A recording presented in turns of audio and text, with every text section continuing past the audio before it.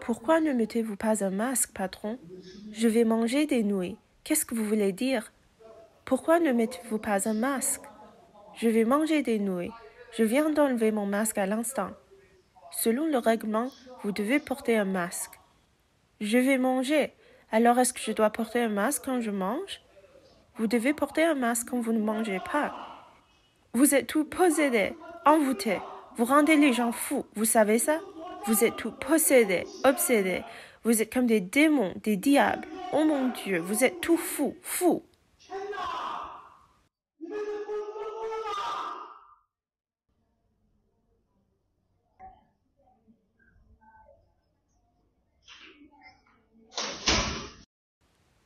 Cela fait presque 3 ans que la pandémie de COVID-19 a commencé.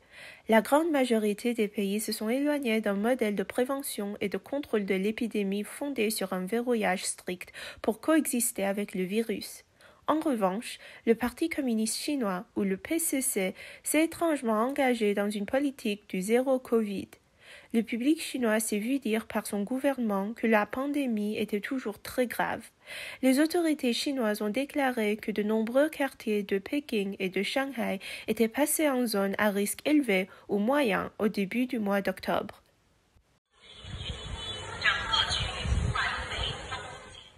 L'ensemble du district a été divisé en zones à risque moyen et en quelques zones à haut risque. Résidents et amis, veuillez respecter strictement la politique de prévention et de contrôle. Les personnes dans les zones à haut risque ne doivent pas quitter leur domicile. Les personnes dans les zones à risque moyen ne doivent pas quitter les bâtiments résidentiels. Il est absolument interdit de marcher à l'extérieur. Pendant la période de confinement, le personnel chargé des tests d'acides nucléiques se rendra dans chaque foyer pour effectuer des tests. En raison de cas positifs dans plusieurs endroits du Heilongjiang, de la Mongolie intérieure et du Shanxi dans le nord, les autorités locales ont imposé des mesures de confinement à l'échelle de la ville. Plusieurs zones telles que la province du Sichuan et Shenzhen, qui avaient déjà été touchées par l'épidémie, sont toujours sous confinement.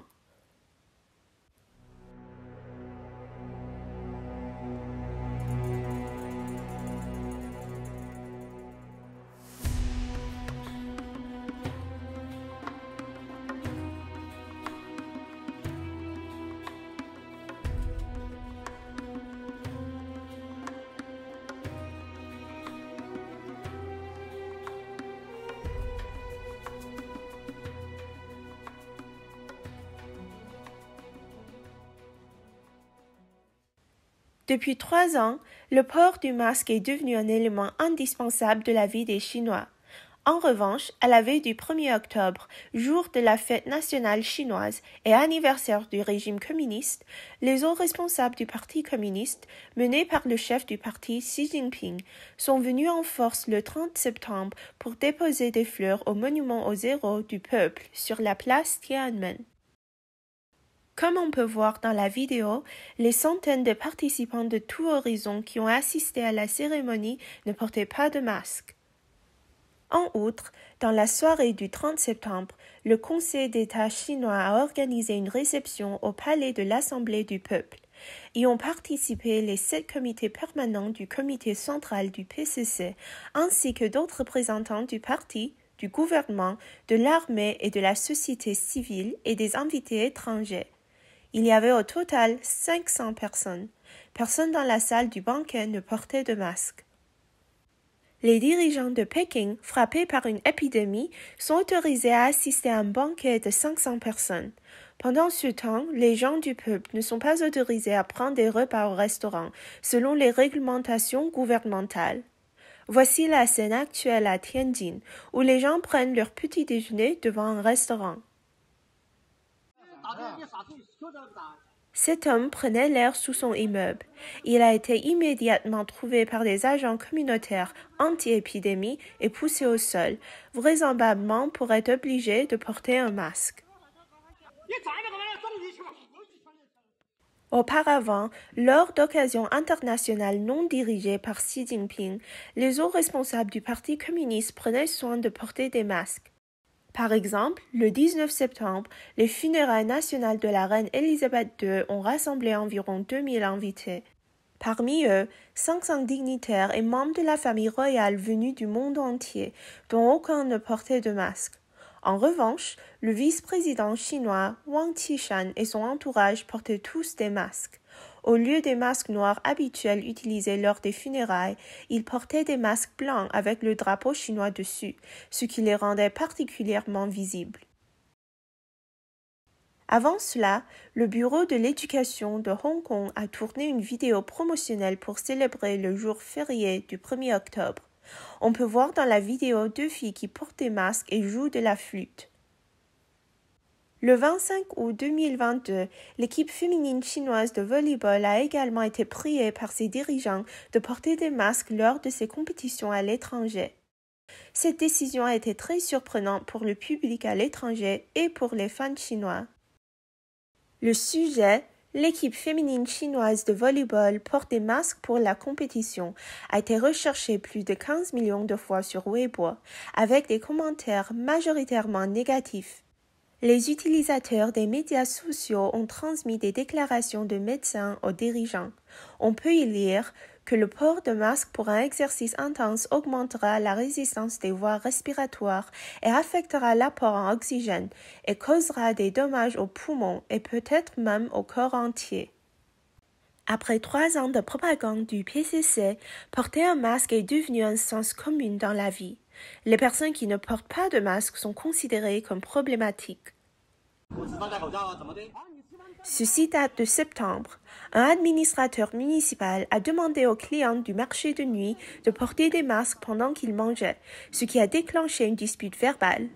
Les dîneurs ont demandé « Portez-vous un masque lorsque vous mangez ?» L'administrateur municipal a alors montré comment manger en portant un masque. En effet, porter un masque pour manger n'est peut-être pas une tâche impossible en Chine.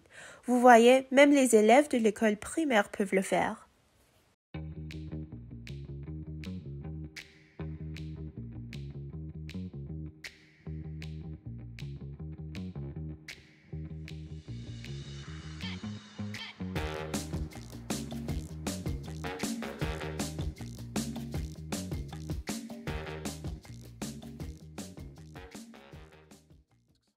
Nous ne pouvons pas trouver de réaction publique en ligne pour le moment concernant le fait que les dirigeants du PCC ne portent pas de masque. Mais nous pouvons supposer que de nombreux Chinois sont confus et en colère, mais aussi quelque peu excités à ce sujet. Ils espèrent que les masques pourront être retirés le plus tôt possible. Le 2 octobre, un article est soudainement devenu viral sur un site web de Chine continentale. Le titre de l'article était le suivant. Enlevez votre masque, soyez un Chinois droit. L'article a été publié par le média officiel chinois People's Daily en août 2019, lorsque le gouvernement de Hong Kong a interdit aux gens d'utiliser des matériaux pour se couvrir le visage lors de rassemblements et de marches. L'article lui-même n'a rien à voir avec l'épidémie. Cependant, la popularité de cet article montre maintenant les sentiments de ceux qui l'ont partagé. Ils sont passifs face à l'épidémie, mais se battent pour leurs droits, se mobilisent contre le contrôle du gouvernement et préservent leur dignité. On ne sait pas quand les Chinois seront autorisés à se déplacer sans masque. La personne qui a publié la vidéo au début de cet épisode a maintenant des ennuis. Une source anonyme a menacé le blogueur. J'aimerais savoir ce que vous aviez en tête. Qui êtes-vous? C'est vous qui êtes responsable de tout ça? Avez-vous le contrôle? Qu'est-ce que ça peut vous faire? Alors si vous êtes une personne intelligente, retirez cette vidéo dès que possible, compris? Quelle loi stipule que je n'ai pas le droit de la publier? Est-ce que je vous ai offensé? En quoi cela vous affecte-t-il? Ai-je nommé quelqu'un? Cette affaire n'a rien à voir avec la loi. Je vous le dis, elle a influencé certaines personnes et en a égaré d'autres. Puis-je vous demander à quel département vous appartenez? Vous n'avez pas à me demander de quel département je suis, et ce n'est pas à vous de me demander de quel département je suis. Est-ce que vous comprenez? Je ne vous dirai pas de quel département je viens. Je vous l'ai dit plusieurs fois. vous supprimez immédiatement cette vidéo, compris? La supprimer, c'est bien. Mais les appels téléphoniques incessants d'il y a quelques jours, c'est vous qui les avez passés? Que ce soit moi ou pas, vous allez le découvrir vous-même. Je vous l'ai dit explicitement, cette vidéo doit être supprimée et nous pouvons vous suivre à la trace. Nous savons où vous êtes, où vous vivez et combien de personnes il y a dans votre famille. Nous savons tout. Vous devrez aussi être clair à ce sujet. J'ai passé l'appel aujourd'hui et c'est un ultimatum. La menace que vit ce blogueur est très courante dans ce pays rouge. Garder les gens dans la peur est un outil important du PCC pour maintenir la stabilité sociale. Pour y parvenir, même la crédibilité du gouvernement peut être mise à mal. La fermeture prolongée a laissé de nombreuses personnes dans un état d'effondrement mental. Dans la province du Sichuan, un homme qui était enfermé depuis longtemps dans un dortoir de travailleurs est devenu si déséquilibré qu'il a démoli tous les meubles du dortoir et brisé la porte verrouillée. La police est finalement venue et l'a arrêté.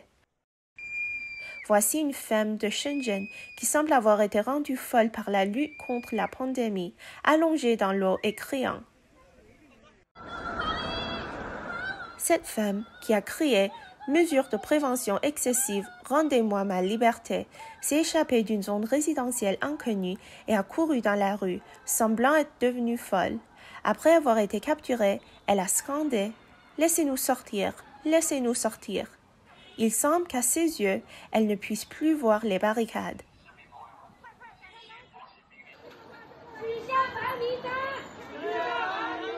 De plus en plus de Chinois sont poussés au désespoir. Ils commencent lentement à résister. Le gouvernement de Shenzhen a mis en place un système dit de liste blanche, dans lequel les résidents figurant sur cette liste sont confinés dans leur quartier. Les magasins à l'intérieur de la zone sont fermés et aucune livraison n'est autorisée, y compris la livraison de nourriture. Dans ce quartier, les résidents qui ont été enfermés tant de fois n'en pouvaient plus. Ils ont commencé à défiler dans la communauté pour protester.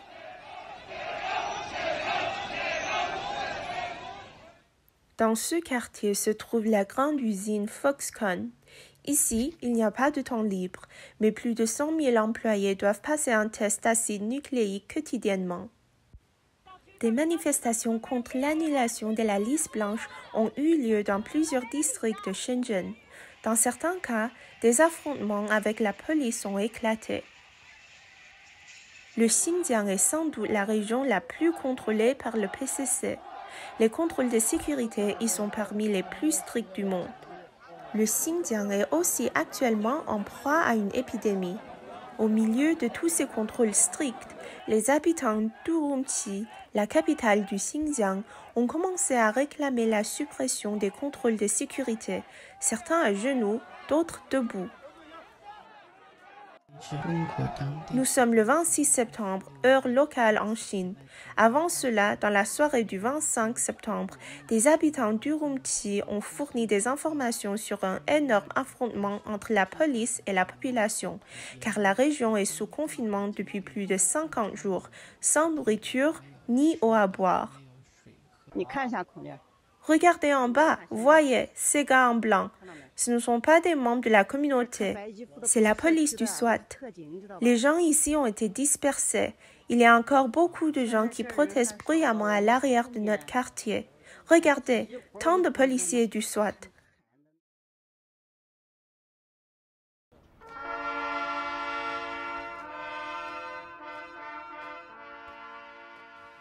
Au milieu de l'humiliation, de la colère et des illusions, le peuple chinois a commencé à protester à des degrés divers. Cela a également rendu la cérémonie du 1er octobre, jour où le PCC a établi son régime en Chine, moins joyeuse et plus froide que le temps automnal.